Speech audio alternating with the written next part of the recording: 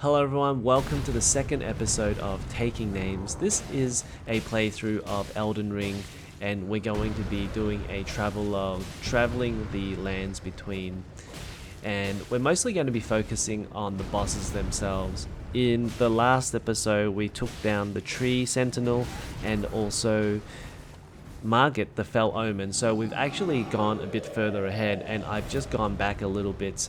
I decided I wanted to level up or grind some more levels and do a bit more of Limgrave before I tackle Stormvale Castle. So I've gone back a bit. This is going to be the second time I've taken down this giant here, because I took him down once already as I went up to defeat Margit. But he's not particularly that hard. I did try to do it on horseback, and that was a lot harder than actually doing it on foot. So it's much easier to do it on foot and then just roll through all of his attacks like this and try to get under his legs and take him down from underneath. And as long as you avoid his stomps, he's not that difficult.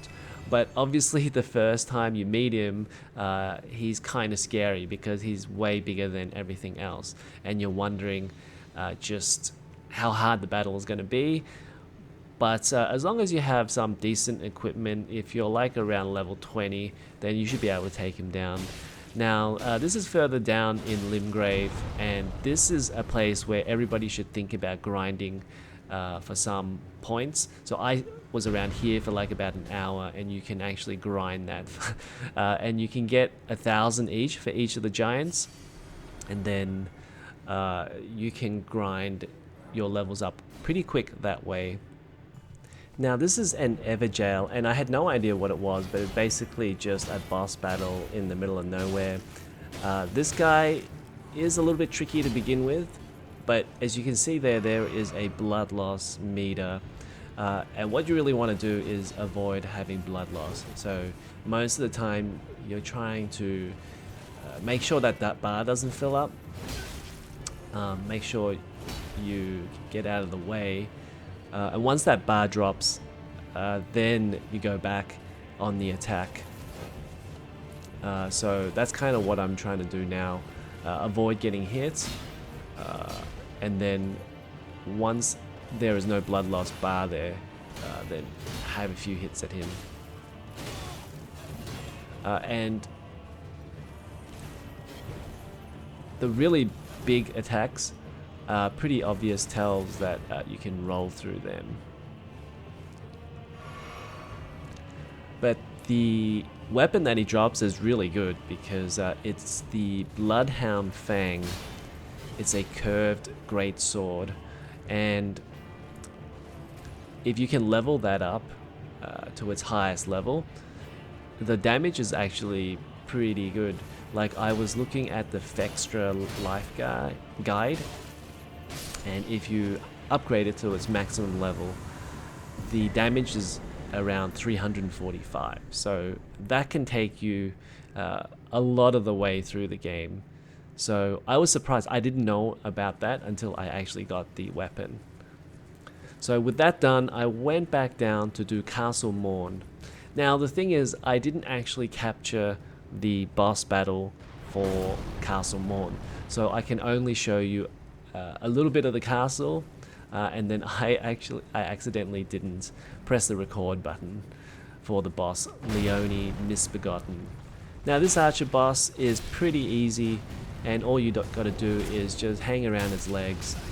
Make sure you don't get in the way of the fire as I did then, but it's a bit hard to see obviously, so as long as you have enough vigor or vitality, then you should be able to weather that fire attack. But if you're around like level 25, level 30, you should be able to take him down pretty easily because he is better at long range attacks. So once you defeat the archer, you ride up this elevator to Castle Morne, and it is interesting how high up it is. I guess From Software like to do that to give its structures a little bit more of a grandeur feel if you're looking around enjoying the view. But this bit here at the start is a little bit annoying because you've got to take care of a group. I guess they're kind of trying to teach you how to take care of groups, basically one by one. So you have to go through that and do all that, or you can just walk around them if you wanted to, and avoid that altogether.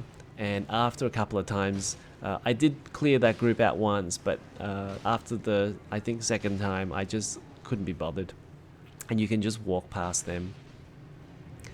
Now, there are also some winged creatures as well. As the first time you're going to come across winged creatures. There were bats before in Limgrave, but these guys are a little bit more deadly. Of course, nothing compared to what comes on later in the game. Now, there are a couple of tricky parts in Castle Morne. There's this room here where there's a guy in the corner, and then you go and try to pick up this item, but then something drops on you, whatever this thing is called, this blob thing. But you gotta start watching out for things like that. And also having to do drops as well is a bit tricky. If you miss, like I did, because the animation takes such a long time, you're going to get instantly killed by a bunch of rats.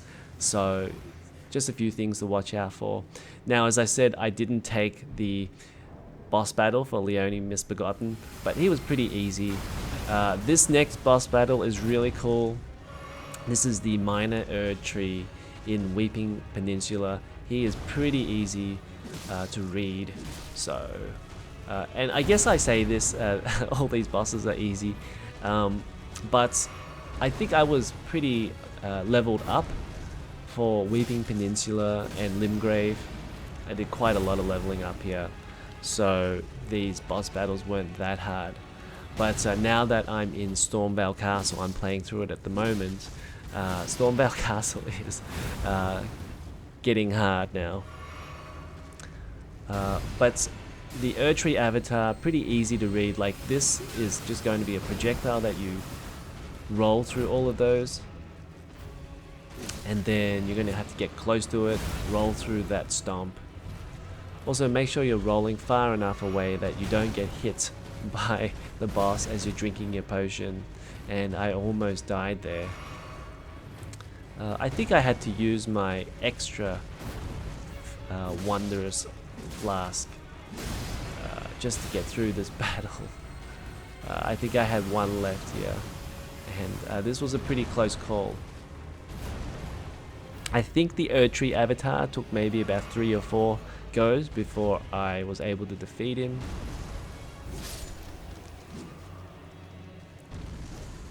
But there you go. And this dude couldn't take it that his boss died.